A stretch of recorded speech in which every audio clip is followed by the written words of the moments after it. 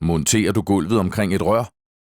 Tag følgende frem fra værktøjssættet: en kniv, en blyant, tape, en silikonefugepistol og en stiksav eller et kopbord.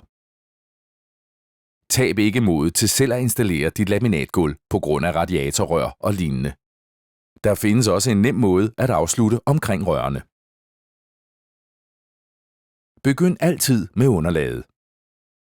Mål bredden af hvert radiatorrør og indtegn dette på underlaget. Gør det samme for afstanden mellem rørene og væggen. Skær dette stykke ud og brug det overskydende til at lægge de andre stykker bag og mellem rørene. Sæt det hele fast med noget tape. Mål nu afstanden mellem væggen og radiatorrørene og tegn dette på en planke. Skær planken på den linje. Dette stykke vil ende med at sidde bag rørene. Placer laminatgulvet op mod rørene og brug en lamel til også at indtegne placeringen i bredden af rørene på den planke, der lige er blevet skåret af. Brug centrum af rørene som referencepunkt og marker dette punkt. Gør dette for begge rør. Dette punkt bruges senere til at bore hullerne ud.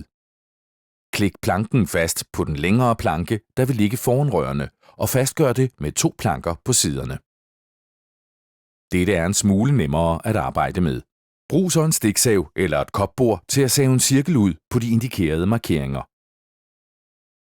Den gyldne regel her er at beregne din rørdiameter plus 16 mm. Efter dette løsnes det hele.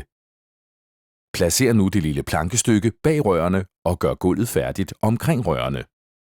Brug en slagklods til at fastgøre det hele. Professionelt tip: hvis hullerne omkring rørene er for store, kan du fylde dem op med PE-skum og silikone. Brug for flere tips, så tag et kig på de andre Pergo-tips.